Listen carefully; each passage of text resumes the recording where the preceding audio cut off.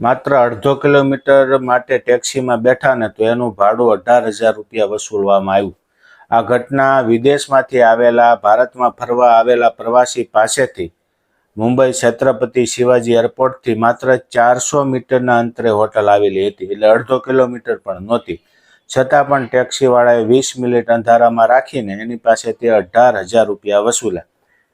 એ પ્રવાસી ટેક્સીનું ભાડું તો આપી દે છે, ભારતમાં ફરવાનું હોય ત્યાં ફરી લે છે અને પોતાના દેશમાં જઈને ત્યાર પછી સોશિયલ મીડિયા ઉપર એ પોસ્ટ મૂકે છે. વિચાર કરો એમના કેટલા બધા ફોલોઅર્સ હશે, એ પોસ્ટ વાંચીને ભારત દેશ વિશે શું વિચારશે. અને આવી જ્યારે પોસ્ટ હોય ને ત્યારે એમના ફોલોઅરો પણ પોસ્ટ શેર કરતા હોય છે. મિનિમમ 1,00,000 2 લાખ માણસો સુધી આ પોસ્ટ જરૂરથી પહોંચી છે. હવે 2 લાખ માણસો વિદેશમાં રહેતા હોય એ ભારત દેશ વિશે કેટલું ખરાબ વિચારી શકે. માત્ર એક વ્યક્તિને લીધે આખા દેશને નીચે જોવું પડે ને એવી ઘટના બની છે. જ્યારે આ ઘટના પ્રકાશમાં આવી ત્યારે મુંબઈ પોલીસે કોઈ પણ ફરિયાદ વગર પોતાની રીતે ટેક્સી ડ્રાઈવરને શોધી કાઢ્યો છે અને એમની ધરપકડ કરવામાં આવી છે.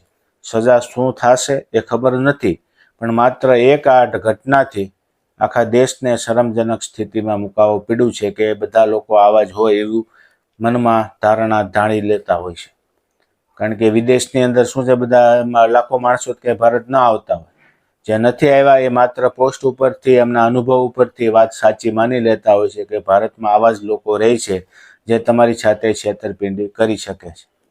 માટે મહેરબાની કરીને જ્યારે પણ વિદેશના નાગરિકો આવે ત્યારે જે થતું હોય ભાડું, સુવિધા વગેરે આપણા દેશનું નામ વધારે રોશન થાય ને એનું ધ્યાન રાખવું. કારણ કે એ વ્યક્તિ આપણને નથી ઓળખતા, ત્યાં જઈને આપણું નામ નથી લેવાના, વિદેશમાં જઈને આપણા દેશનું જ નામ લેવાના છે. તો માટે મિત્રો ખાસ ધ્યાન રાખજો.